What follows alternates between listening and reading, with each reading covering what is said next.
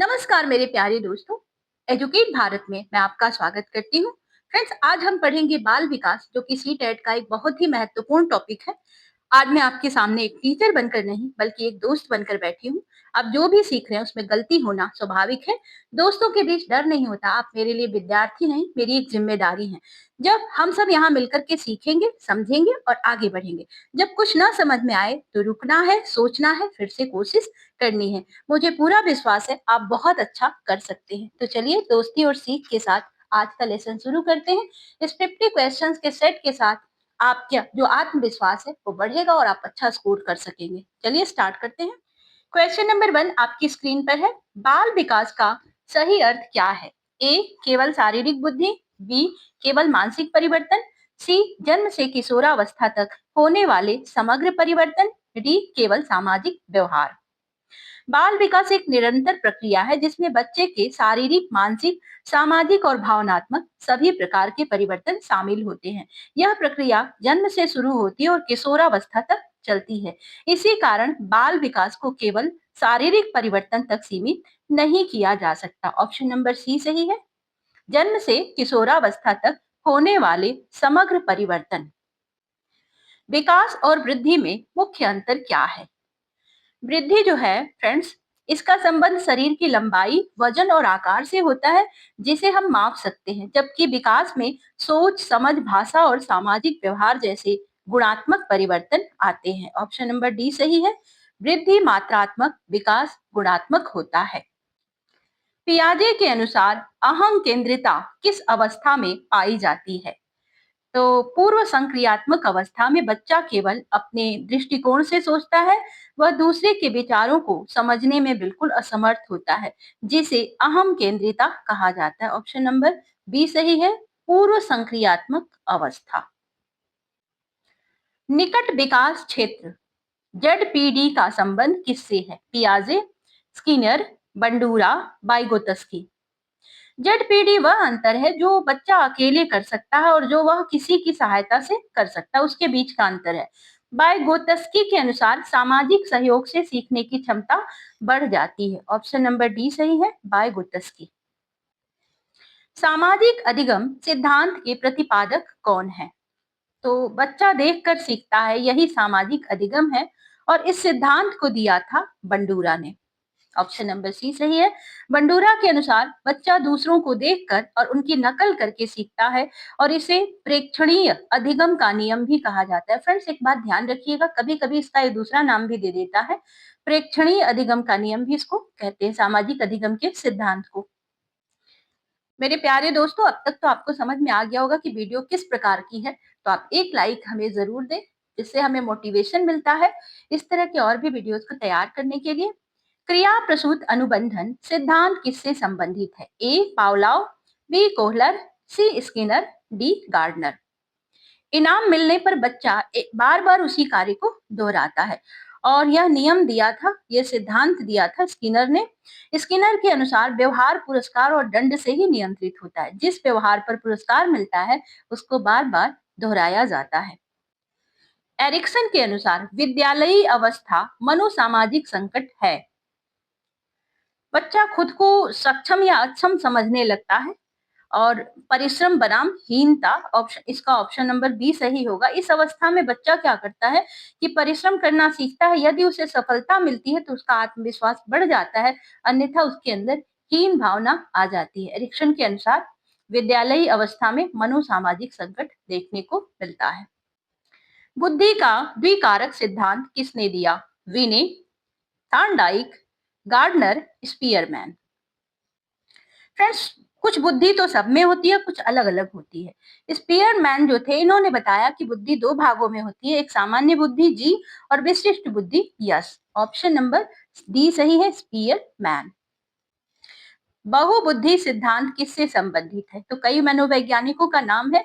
Gardener ने बताया कि बुद्धि केवल एक नहीं होती है, यहाँ पर भाषाई बुद्धि, तार्किक बुद्धि, संगीतमय जैसी कई बुद्धियां होती हैं। ऑप्शन नंबर ए सही है और हर बच्चा अलग अलग तरीके से तेज होता है। समावेशी शिक्षा का मुख्य उद्देश्य क्या है? समावेशी शिक्षा में सभी बच्चे सामान्य और विशेष एक साथ पढ़ाई करते हैं और इसका उद्देश्य होता है समानता और सहभागिता को बढ़ावा देना। सब बच्चों को एक साथ पढ़ाना ही समावेशी शिक्षा है। ऑप्शन नंबर सी सही है। सभी बच्चों को समान अवसर देना।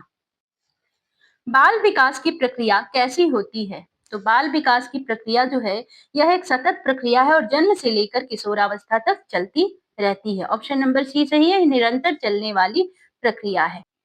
बाल विकास के किस सिद्धांत के अनुसार विकास एक निश्चित क्रम में होता है? तो बच्चा तय क्रम में ही आगे बढ़ता है। विकास क्रमबद्ध होता है। बाल विकास में कुछ क्षमताएं पहले और कुछ बाद में आती हैं। जैसे बच्चा पहले बैठना सीखता है, फिर खड़ा होता है और बाद में चलना सीखता है। इस क्रम को बदला नहीं जा सकता। ऑप्शन नंबर बी सही है। विकास क्रमबद्ध होता है। व्यक्तिगत भिन्नता का अर्थ है, क्या अर्थ होता है? सभी बच्चे एक जैसे होते हैं। बी, सभी बच्चे समान गति से सीखते हैं। सी, बच्चों में कोई अंतर नहीं होता। डी, हर बच्चा गति और ढंग से विकसित होता है, अलग गति और ढंग से विकसित होता है। तो हर बच्चा अलग होता है और सभी बच्चे एक जैसे नहीं सीखते। हर बच्चे की रुचि, क्षमता और सीखने की गति अलग होती है। ऑप्शन नंबर डी सही है। हर बच्चा अलग गति और ढंग से विकसित होता है। बाल विकास पर सबसे अधिक प्रभाव किसका पड़ता है? केवल वंशानुक्रम, बी केवल पर्यावरण, सी वंशानुक्रम और पर्यावरण दोनों, डी केवल विद्यालय। घर का माहौल और जन्मजात गुण बच्चे के विकास पर दोनों ही असर डालते हैं, वंशानुक्रम और पर्यावरण। बच्चे का विकास जन्मजात गुणों और उसके आसपास के वातावरण दोनों से प्रभावित होता है। किसी एक कारक से हम विकास को नहीं समझ सकते। बाल विकास के अध्ययन का मुख्य उद्देश्य क्या है? तो ये पढ़ाने का उद्देश्य है कि बच्चा ऐसा क्यों करता है, यही समझना बहुत जरूरी है। बच्चे के व्यवहार को समझना। प्रारंभिक बाल्यावस्था में किस प्रकार का विकास सबसे तेज होता है? सामाजिक विकास, नैतिक विकास, बौद्धिक विकास, शारीरिक विकास। इस अवस्था में बच्चे के शरीर में तेजी से बदलाव आते हैं। उसका लंबाई, उसके वजन, मांसपेशियों का विकास सबसे तेजी से होता है। ऑप्शन नंबर डी सही है। छोटी उम्र में बच्चा जल्दी बढ़ता है। सीखने की तैयारी से क्या तात्पर्य है? तो इसका, जब बच्चा तैयार होता है तभी ये सीखता है और इसका अर्थ ये है कि बच्चा तभी सही ढंग से सीख पाता है जब वो मानसिक रूप से प्रिपेयर हो। इसे ही सीखने की तैयारी कहा जाता है। ऑप्शन नंबर सी सही है। बच्चे की मानसिक परिपक्वता। नैतिक विकास का संबंध किससे है? तो अच्छा बुरा समझने को ही नैतिक विकास कहते हैं। नैतिक विकास में बच्चा अच्छे बुरे, सही गलत का अंतर करना सीख जाता है। यह परिवार और समाज के द्वारा होता है। ऑप्शन नंबर सी सही है। सही गलत की समझ। एक अच्छा शिक्षक बाल विकास के ज्ञान का उपयोग कैसे करता है? तो शिक्षक यदि बच्चों की उम्र, क्षमता और अवस्था को समझ ले और समझ करके पढ़ाए तो उसका शिक्षण ज्यादा प्रभावी हो जाता है। ऑप्शन नंबर डी सही है। बच्चों की अवस्था को समझकर पढ़ाने में। बाल विकास का ज्ञान शिक्षक के लिए क्यों आवश्यक है? तो बच्चे को सही तरीके से पढ़ाने के लिए यह ज्ञान बहुत जरूरी है। ऑप्शन नंबर सी सही है। बच्चों की आवश्यकता और क्षमता को समझने के लिए। बाल विकास की कौन सी विशेषता बताती है कि विकास सभी बच्चों में समान नहीं होता है? हर बच्चा अलग अलग होता है, सब एक जैसे नहीं होते। ऑप्शन नंबर सी सही है। व्यक्तिगत भिन्नता। हर बच्चे की रुचि, क्षमता और सीखने की गति अलग होती है। कोई बच्चा जल्दी सीख लेता है तो कोई धीरे धीरे। इसी तक तथ्य को हम व्यक्तिगत भिन्नता कहते हैं। बाल विकास में सामान्य से विशेष की ओर का अर्थ है, विकास में बच्चा जो होता है ये पहले सामान्य क्रियाएं करता है, बाद में वही क्रियाएं अधिक सटीक और विशेष बन जाती हैं। ऑप्शन नंबर सी सही है। बच्चा पहले सामान्य और विशेष, फिर बाद में विशेष कार्य सीखता है। पहले मोटा काम, फिर बारीक काम। प्रारंभिक बाल्यावस्था को सबसे संवेदनशील अवस्था क्यों कहा जाता है?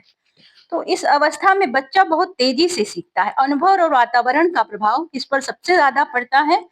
ऑप्शन नंबर बी सही है, क्योंकि इस समय सीखने की क्षमता अधिक होती है।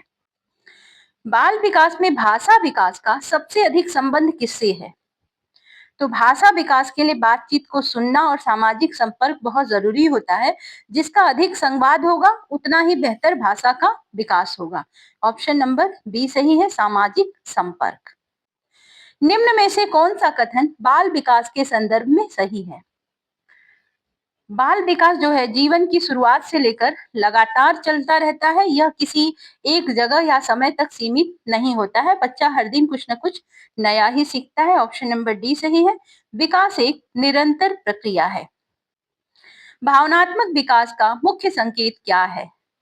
तो भावनात्मक विकास में बच्चा अपनी खुशी, गुस्सा, डर आदि को पहचानता है और धीरे धीरे इसको नियंत्रित करना सीख लेता है। ऑप्शन नंबर बी सही है। भावनाओं को व्यक्त करना, अपनी भावनाओं को समझना और बताना ही भावनात्मक विकास कहलाता है। बाल विकास में कौन सा पक्ष समाज में समायोजन से जुड़ा हुआ है? तो लोगों के साथ मिलकर रहना ही सामाजिक विकास होता है और सामाजिक विकास के अंतर्गत जो बच्चा होता है ये दूसरों के साथ रहना, नियम को मानना और सहयोग करना सीखता है। इसे कहते हैं सामाजिक विकास। सीखने की गति में अंतर का मुख्य कारण क्या है? हर बच्चे की अलग स्पीड होती है, सब अलग अलग तरीके से सीखते हैं। उसका कारण है व्यक्तिगत भिन्नता, सबकी मानसिक क्षमता और रुचि भी डिफरेंट होती है। बाल विकास के ज्ञान से शिक्षक को सबसे अधिक मदद किन में मिलती है? तो अगर बाल विकास का ज्ञान शिक्षक को है तो शिक्षक बच्चा किस समस्या से गुजर रहा है ये उसे आसानी से सिखाया, कैसे सिखाया जाए, बच्चे की दिक्कत को समझना आसान हो जाता है। ऑप्शन नंबर सी सही है, बच्चे की समस्याएं समझने में। बाल विकास के सिद्धांत शिक्षक को क्या करने में सहायक होते हैं? केवल नोट्स बनाने में, बच्चों को डराने में, बच्चों की तुलना करने में, उचित शिक्षण विधि चुनने में। तो अभी आपको समझ में आ गया होगा किस उम्र में कैसे पढ़ाना है, यह समझ में आ जाता है शिक्षक को। तो जब शिक्षक बाल विकास के सिद्धांत को समझेगा तब तो बच्चों की अवस्था के अनुसार सही तरीका अपना लेता है। ऑप्शन नंबर डी सही है, उचित शिक्षण विधि चुनने में। बाल विकास का कौन सा सिद्धांत बताता है कि विकास सिर से पैर की ओर होता है? तो फ्रेंड्स बच्चा पहले सिर संभालता है और उसके बाद उसके पूरे शरीर पर उसका नियंत्रण होता है और यह बताता है सिर से पाद तक सिद्धांत। ऑप्शन नंबर डी सही है। इस सिद्धांत के अनुसार बच्चे का विकास पहले सिर और गर्दन से शुरू होता है, बाद में धड़ और फिर पैरों का विकास होता है। यही कारण है कि बच्चा पहले सिर के फिर सिर को संभालना सीख लेता है। बाल विकास का निकट से दूर सिद्धांत क्या बताता है? तो एक सिद्धांत है जिसमें बच्चा पहले शरीर के मध्य भाग पर नियंत्रण पाता है और उसके बाद हाथ पैर की उंगलियां और बारीक गतिविधियां विकसित होती हैं। ऑप्शन नंबर बी सही है। विकास केंद्र से बाहरी भागों की ओर होता है। तो निकट से दूर का सिद्धांत ये बताता है। बाल विकास में सामान्य से विशेष का सिद्धांत किससे संबंधित है? तो पहले मोटा काम और बाद में बारीक काम जो है सीखता है बच्चा। पहले सामान्य बाद में विशेष कार्य, और ये सिद्धांत है सामान्य से विशेष सिद्धांत से संबंधित। भावनात्मक विकास का मुख्य उद्देश्य क्या है? ऑप्शन नंबर सी सही है। भावनाओं को पहचानना और नियंत्रित करना ही भावनात्मक विकास का मुख्य उद्देश्य है। बाल विकास के ज्ञान से शिक्षक को सबसे अधिक सहायता किन में मिलती है? तो बाल विकास का ज्ञान शिक्षक को यह समझने में मदद करता है कि बच्चा किस अवस्था में है और उसे कैसे पढ़ाया जाए। ऑप्शन नंबर सी सही है, बच्चों की विकासात्मक अवस्था को समझने में। फ्रेंड्स ये हमारा अंतिम क्वेश्चन था इस प्रैक्टिस सेट का। और अगर आप इसी तरह के और भी वीडियोस चाहते हैं तो कमेंट बॉक्स में मोर लिख दीजिए। मैं समझ जाऊंगी कि आप इस तरह के कॉन्सेप्ट आपको पसंद आ रहा है। इसी तरह के और भी वीडियोस मुझे बनाने चाहिए आपके लिए। दूसरी बात, और आप अपने दोस्तों के साथ भी इसको शेयर करें, वीडियो को लाइक करें। हम मिलते हैं आपसे नेक्स्ट वीडियो में, तब तक के लिए goodbye. Thank you for watching.